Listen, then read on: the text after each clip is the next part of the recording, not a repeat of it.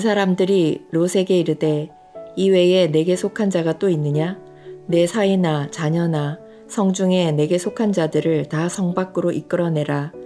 그들에 대한 부르짖음이 여호와 앞에 크므로 여호와께서 이곳을 멸하시려고 우리를 보내셨나니 우리가 멸하리라. 롯이 나가서 그 딸들과 결혼할 사위들에게 말하여 이르기를 여호와께서 이 성을 멸하실 터이니 너희는 일어나 이곳에서 떠나라 하되 그의 사위들은 농담으로 여겼더라. 동틀 때에 천사가 롯을 재촉하여 이르되 일어나 여기 있는 내 아내와 두 딸들을 이끌어내라. 이 성의 죄악 중에 함께 멸망할까 하노라. 그러나 롯이 지체하매 그 사람들이 롯의 손과 그 아내의 손과 두 딸의 손을 잡아 인도하여 성 밖에 두니 여호와께서 그에게 자비를 더하심이었더라. 그 사람들이 그들을 밖으로 이끌어낸 후에 이르되 도망하여 생명을 보존하라. 돌아보거나 들에 머물지 말고 산으로 도망하여 멸망함을 면하라. 롯이 그들에게 이르되 내 주여 그리 마옵소서. 주의 종이 주께 은혜를 입었고 주께서 큰 인자를 내게 베푸사 내 생명을 구원하시오나 내가 도망하여 산에까지 갈 수 없나이다. 두렵건대 재앙을 만나 죽을까 하나이다. 보소서 저 성읍은 도망하기에 가깝고 작기도 하오니 나를 그곳으로 도망하게 하소서. 이는 작은 성읍이 아니니까 내 생명이 보존되리이다. 그가 그에게 이르되 내가 이 일에도 내 소원을 들었은즉 내가 말하는 그 성읍을 멸하지 아니하리니 그리로 속히 도망하라. 내가 거기 이르기까지는 내가 아무 일도 행할 수 없노라 하였더라. 그러므로 그 성읍 이름을 소알이라 불렀더라. 롯이 소알에 들어갈 때에 해가 돋았더라.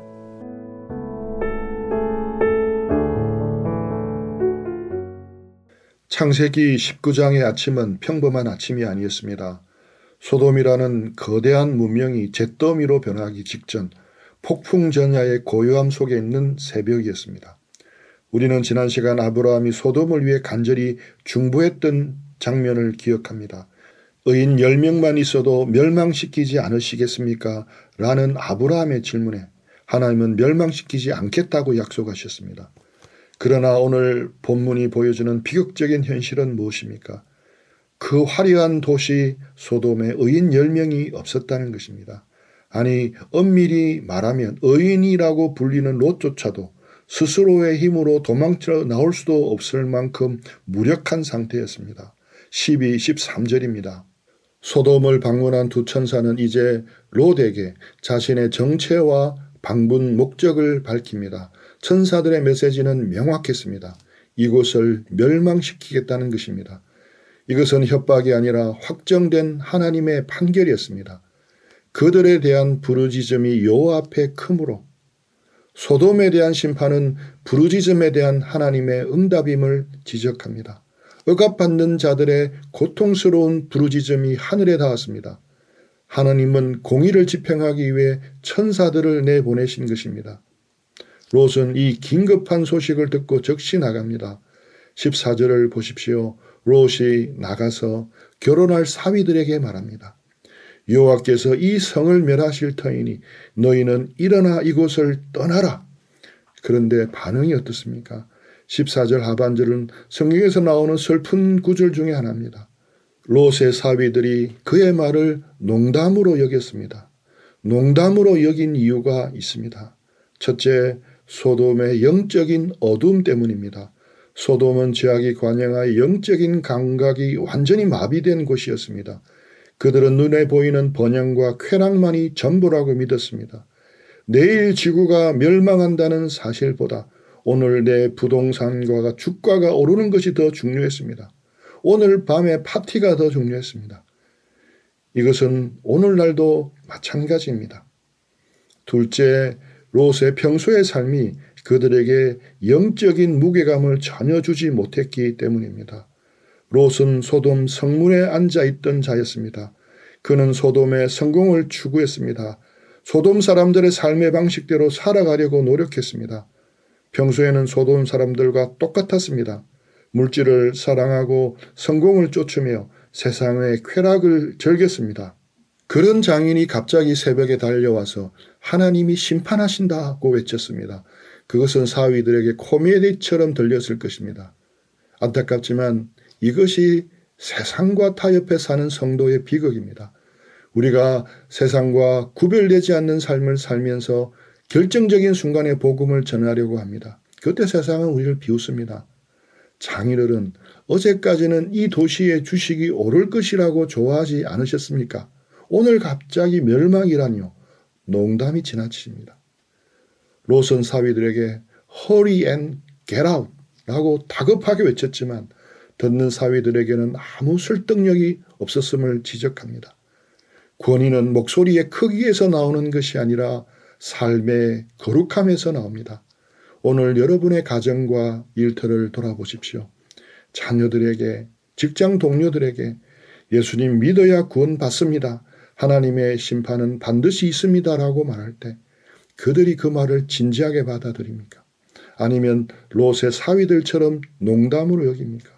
우리의 말이 무게를 잃었습니까? 그것은 우리가 전하는 메시지가 틀려서가 아닙니다. 그 메시지를 담고 있는 그릇인 우리의 삶이 잘못되었기 때문입니다. 우리의 삶이 이미 세상과 섞여버려 구분이 되지 않기 때문입니다. 잃어버린 영적 권위를 회복해야 합니다. 그것은 우리의 말을 고치고 전하는 메시지를 다듬는 문제가 아닙니다. 구별된 거룩한 삶의 회복에서 시작됩니다. 다음 문단에서는 롯의 기이한 행동과 대조되는 하나님의 놀라운 은혜를 볼 수 있습니다. 15절 동이 트기 시작합니다. 심판의 시간이 코앞에 닥쳤습니다. 천사들은 롯을 재촉합니다.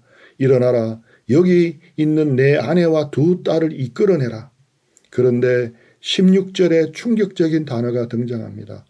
그러나 롯이 지체하매. 하늘에서는 유황불이 떨어지기 직전입니다. 천사들이 멸망을 선포했습니다. 사위들은 비웃었습니다. 그렇다면 정신을 차리고 미친 듯이 도망쳐야 되지 않겠습니까? 그런데 롯은 집안에서 우물쭈물하고 있었습니다. 소돔에 두고 가야 할 것들이 너무 많았기 때문입니다. 그가 평생 모은 재산, 화려한 집, 사회적인 지위, 안락한 삶, 이 모든 것을 하루아침에 버리고 빈손으로 떠난다는 것이 너무나 아까웠던 것입니다. 몸은 문 밖을 향하고 있었지만 마음은 달랐습니다. 여전히 소돔의 삶에 매여 있었습니다. 이것이 바로 롯이 가진 신앙의 실체였습니다. 오늘날 많은 성도들의 자화상이기도 합니다. 구원은 받고 싶지만 세상도 놓치기 싫습니다. 천국에 가고 싶지만 소돔의 쾌락도 즐기고 싶습니다. 롯은 소돔이 악한 곳인 줄 알았습니다. 베드로서 2장 8절에 보면 그가 무법한 자들의 행실을 보고 들으므로 의로운 심령이 상했다라고 말합니다. 하지만 소돔을 떠날 능력은 없었습니다. 우리는 천국을 소망한다고 말은 합니다. 하지만 세상 일에 매여 있습니다. 예배를 드리는 태도, 기도하는 모습에서 드러납니다. 롯이 지체하자 어떤 일이 벌어집니까? 16절 하반절입니다. 그 사람들이 롯의 손과 그의 아내 손과 두 딸의 손을 잡아 인도하여 성 밖에 두니 천사들은 그들의 손을 잡아 끌어냈습니다. 천사들은 정중하게 에스코트한 것이 아니었습니다. 주저앉아 있는 롯에게 다가가서 멱살을 잡듯이 그의 손목이 으스러지도록 꽉 움켜쥐고 강제로 성 밖으로 끌어낸 것입니다. 왜 이렇게 하셨겠습니까? 성경은 그 이유를 단 한 문장으로 요약합니다. 16절 여호와께서 그에게 자비를 더하심이었더라. 이것이 은혜입니다. 이것이 복음입니다. 롯이 제 발로 걸어 나온 것이 아닙니다. 롯의 의로움이나 결단력이 그를 구한 것이 아닙니다. 그는 마지막 순간까지 지체했습니다. 그는 실패했습니다. 그러나 하나님의 자비가 그를 이끌었습니다. 하나님의 강건적인 은혜가 그의 손을 낚아채서 심판의 자리에서 끄집어낸 것입니다. 이것이 바로 불가항력적인 은혜, 거스를 수 없는 은혜를 예표하는 것입니다. 물에 빠져 허우적거리는 사람을 구조대원은 머리채를 잡아서라도 물 밖으로 끌어냅니다. 롯에게 임한 은혜가 바로 그런 은혜였습니다. 인간의 전적인 타락과 하나님의 전적인 은혜가 대조적으로 드러나는 모습입니다. 성 밖으로 끌려 나온 롯에게 천사는 명령합니다.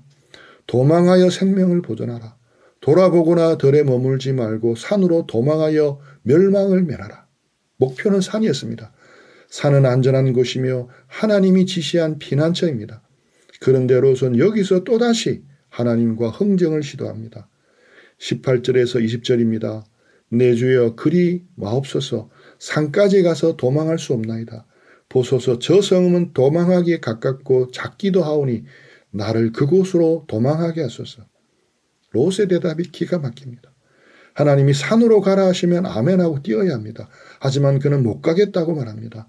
그는 산이 너무 멀고 험해서 가다가 죽을까 봐 두렵다고 핑계를 댑니다. 이 말 속에는 롯의 본심이 숨어 있습니다.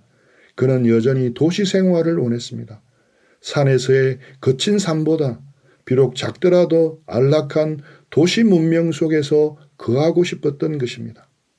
그는 소돔을 떠나면서도 여전히 소돔과 비슷한 곳을 찾고 있었습니다. 그러면서 대안을 제시합니다.